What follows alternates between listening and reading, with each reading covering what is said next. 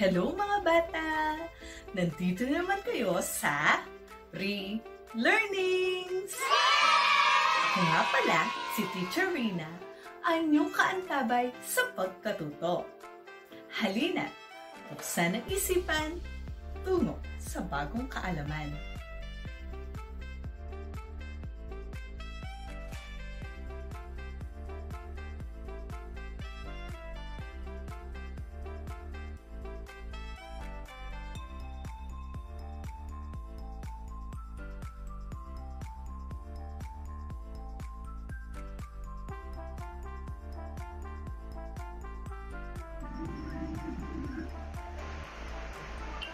Edukasyon sa Pagpapakatao 2. Ngayong araw na ito, pag-aaralan natin kung paano natin panatilihing malinis at malusog ang ating katawan.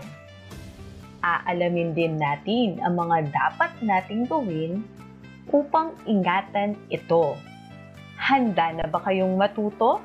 Opo!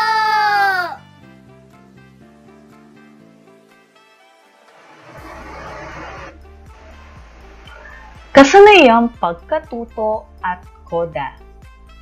Naisakikilos ang mga paraan ng pagpapanatili ng kalinisan, kalusugan, at pag-iingat ng katawan.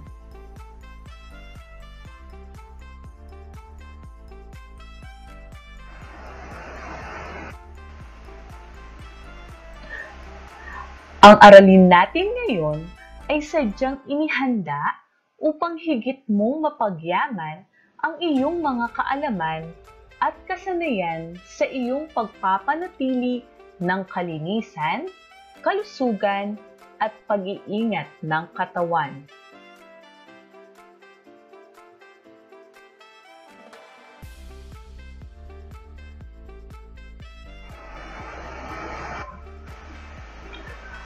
Alam nating lahat na mahalaga ang ating kalusugan. Dahil kung tayo ay malusog, nagagawa natin ang maraming bagay. Nagagawa natin ang mga ninanais natin o gusto nating gawin. Nakapaglalaro, nakapag-aaral, nakapaglalakbay, at nagagawa natin ang iba pang mga bagay. Tunay na marami tayong nagagawa. Kaya dapat alagaan natin ang ating katawan.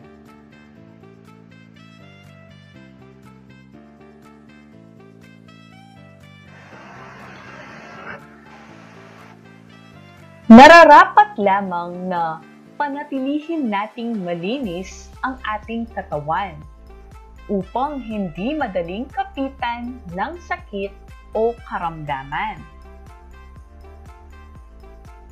Dapat din maglinis tayo ng ating kapaligiran. Kumain ng masustansyang pagkain at bigyan ng sapat na oras ng pahinga ang iyong katawan. Bakit kailangan nating maglinis ng ating kapaligiran? Mahusay! Dahil maaaring kumapit sa mga bagay ang mga mikrobyo, bakterya at virus kapag marumi ang ating paligid. Ano-ano naman ang mga masustansyang pagkain na dapat nating kainin?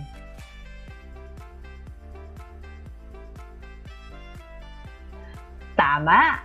Dapat tayong kumain ng mga Go, Grow, at Glow foods. Ilang oras dapat natutulog ang batang katulad ninyo? Mahusay! 8 oras o higit pa upang mapahinga ang inyong mga katawan. At lumaki kayo, mga bata.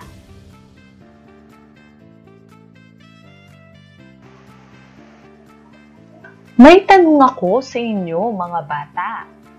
Paano nyo inaalagaan at iniingatan ang inyong katawan?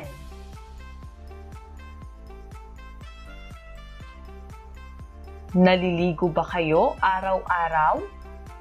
Opo! Nagsisipilyo ba kayo ng inyong mga ngipin? Opo! Nililinis mo ba ang iba't ibang bahagi ng iyong katawan? Opo! Kung oo, tama ang iyong ginagawa.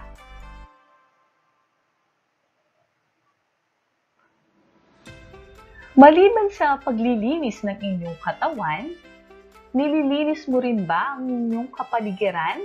Opo! Tandaan, dapat ninyong panatilihing malinis ang inyong kapaligiran upang maiwasan ang mga virus, mikrobyo at bakterya.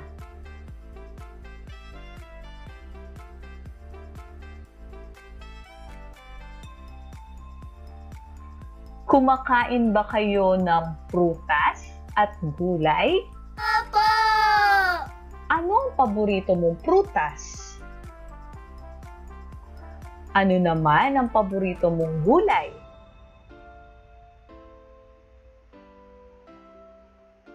Umiinom ba kayo ng gatas? Opo! At kumakain ba kayo ng karne at isda? Opo! Kung oo, tama ang inyong mga ginagawa.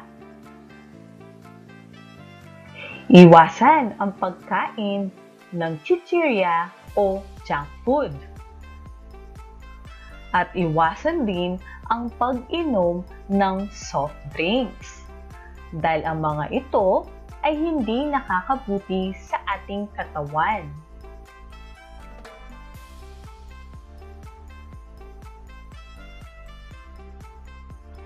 Natutulog ba kayo ng 8 oras o higit pa?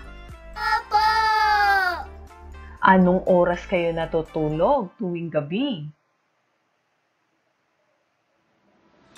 Tandaan, dapat matulog ng maaga ang mga batang katulad ninyo. Nakakasama ang pagpupuyat, ha? Opo!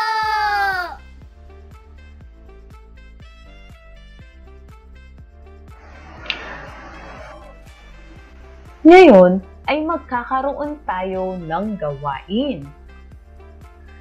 Gamit ang semantic webbing, itala sa loob ng kahon ang mga salik o bagay na makatutulong sa pagkakaroon ng maayos na kalusugan. Pagkatapos, ay sagutin mo ang mga gabay na tanong.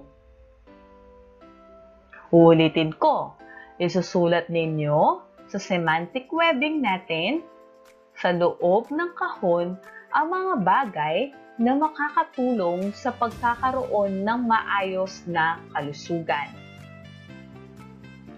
Narito naman ang mga gabay na tanong. Number 1. Ikaw ba ay malusog? Ano ang mga palatandaan na ikaw ay malusog?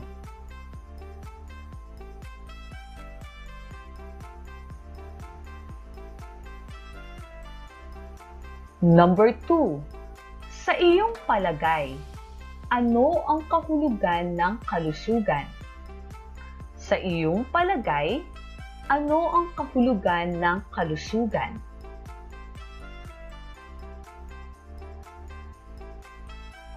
Number 3. Bakit mahalaga na maging malusog? Bakit mahalaga na maging malusog?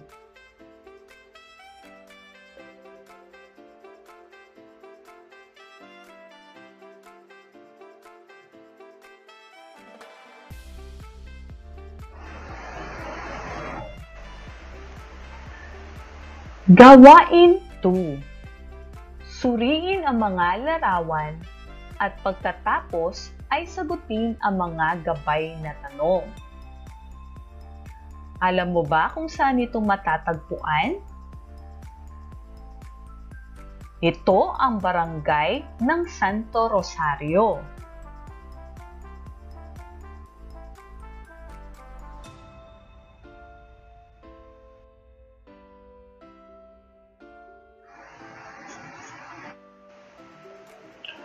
Ano ang nakikita nyo sa ating larawan? Mahusay! Kung inyong mapapansin, tulong-tulong ang mga tao sa halos lahat ng mga gawain. Kung inyong pagmamasdan ang ating larawan, makikita nyo na sama-sama sila sa paglilinis ng kanal. Bakit nila nililinis ito? Upang makadaloy ng maayos ang tubig, sapagkat malapit na ang tag-ulan. Ginagawa rin nila ito upang mabawasan ang mga lamok sa kanilang barangay at matitiyak na walang baha rito.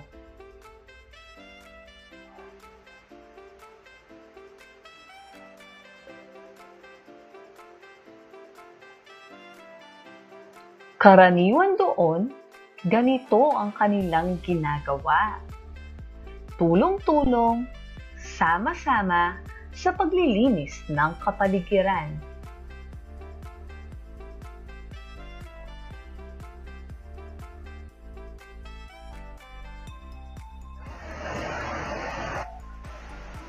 Ano ang pinapakita ng larawan? Mahusay! Ang mga kabataan ay masiglang nakikilahok sa palaro. May pagkakataon na nag-oorganisa ang isang barangay ng palaro para sa mga kabataan. Ginagawa nila ito upang maiwas sila sa masasamang bisyo. Ito ay proyekto ng barangay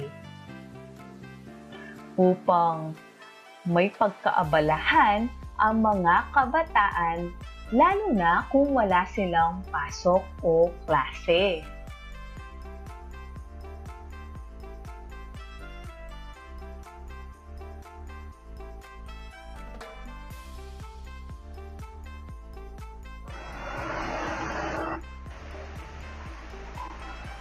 Ano ang ipinapakita sa larawan?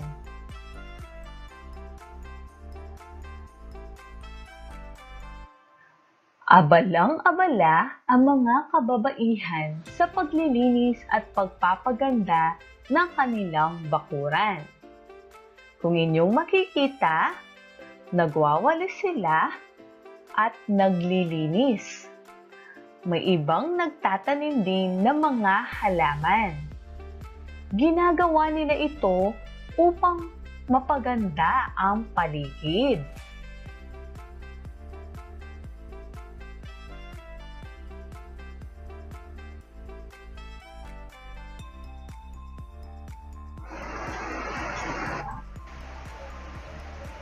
Halina, subukan nating sagutin ang mga gabay na tanong. Number 1. Ano-ano ang mga ginagawa ng mga tao sa barangay ng Santo Rosario? Ulitin ko, ano-ano ang mga ginagawa ng mga tao sa barangay ng Santo Rosario?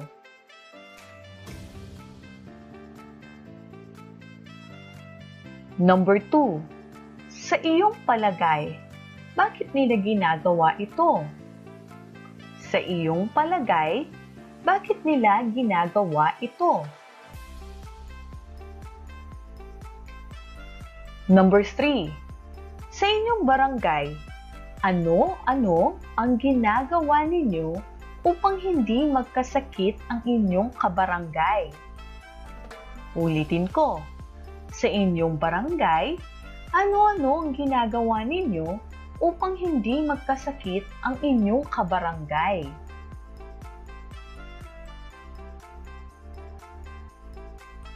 Number 4. Sa inyong tahanan, ano ang ginagawa mo upang mapanatili ang kalinisan, kalusugan, at pag-iingat ng katawan? Number 4. Sa inyong tahanan, ano ang ginagawa mo upang mapanatili ang kalinisan, kalusugan, at pag-iingat ng katawan?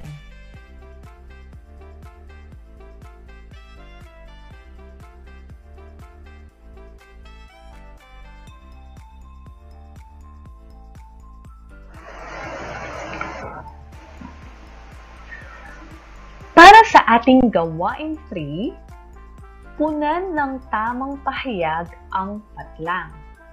Piliin at isulat ang titik ng iyong sagot mula sa pagpipilian. Ulitin ko, punan ng tamang pahayag ang patlang.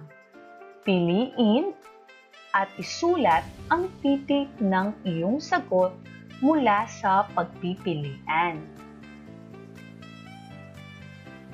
Number 1. Maiiwasan ang mga sakit sa pamamagitan ng blank. Maiiwasan ang mga sakit sa pamamagitan ng blank. A. Pagkain ng masustansyang pagkain. B. Pagkain ng junk food o chichirya. C. Pag-inom ng alak. A. Pagkain ng masustansyang pagkain. B. Pagkain ng junk food o chichirya. C. Pag-inom ng alak. Number 2. Ang blank ay ang kabuuan ng pisikal at mental, emosyonal at sosyal na kagalingan ng isang tao, at hindi lang ang kawalan ng sakit o karamdaman. Ang blank ay ang kabuuan ng pisikal at mental, emosyonal at sosyal na kagalingan ng isang tao, at hindi lang ang kawalan ng sakit o karamdaman. A. Kalusugan. B. Katalinuhan. C. Kaligayahan. A. Kalusugan. B. Katalinuhan. C. Kaligayahan.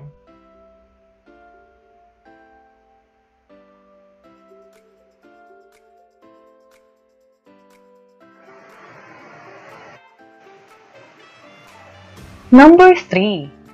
Nakatutulong sa pagpapalakas ng ating katawan ang blank.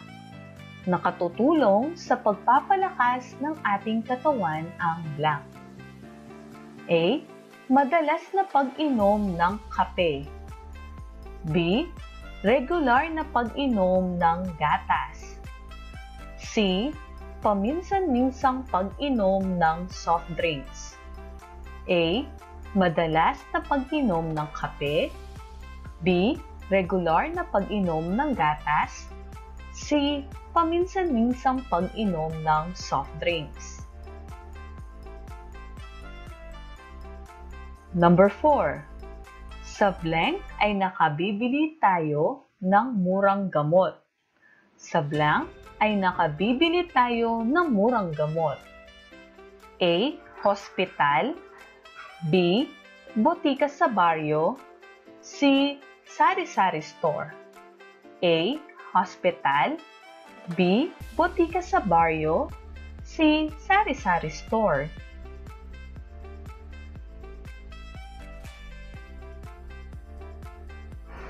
Number 5. Ang blank ay nakasasama sa ating kalusugan. Ang blank ay nakasasama sa ating kalusugan. A. paggamit ng bawal na gamot. B. Pag-ehersisyo. C. Paglilibang. A. Paggamit ng bawal na gamot. B. Pag-ehersisyo. C. Paglilibang. Number 6. Ang blank ay hindi nakatutulong sa pagkakaroon ng malusog na katawan. Ang blank ay hindi nakatutulong sa pagkakaroon ng malusog na katawan. A. Pagkain ng masustansyang pagkain. B. Malinis na pananamit. C. Pagsusugal. A. Pagkain ng masustansyang pagkain. B. Malinis na pananamit. C. Pagsusugal.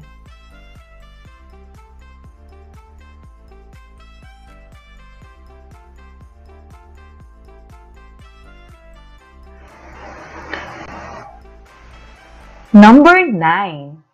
Ang isang tao ay malusog kapag siya ay blank. Ang isang tao ay malusog kapag siya ay blank. A. Nagdarasal. B. Kumakain ng masustansyang pagkain. C. Walang nararamdaman na sakit sa katawan. A. Nagdarasal. B. Kumakain ng masustansyang pagkain. C. Walang nararamdaman na sakit sa katawan.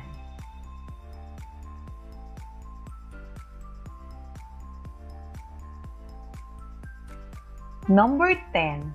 Ang blank ay halimbawa ng junk food. Ang blank ay halimbawa ng junk food. A. Prutas. B. Kakanin. C. Chichirya. A. Prutas. B. Kakanin. C. Chichirya.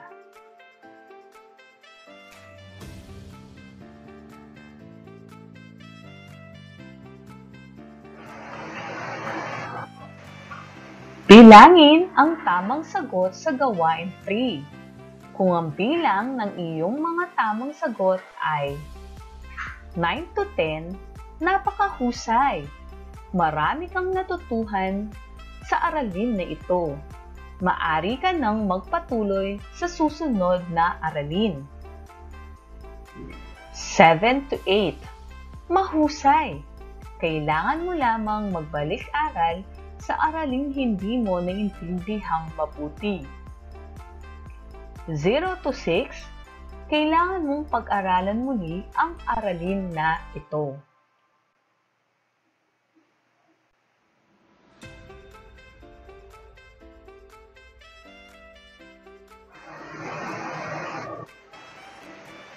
Gawain 4. Basahin ang tugma.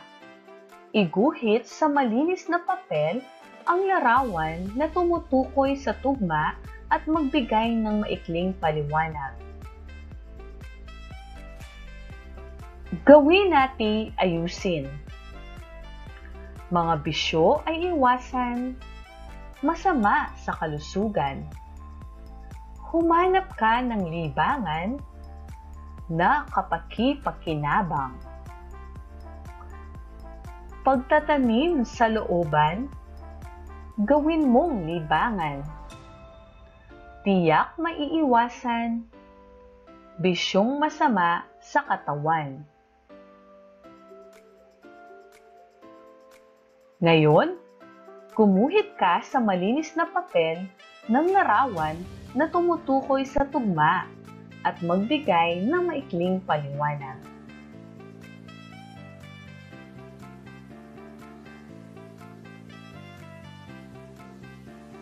Narito ang rubrik sa pagpupuntos. Kriteria, pagkamalikhain, nilalaman at presentasyon, organisasyon.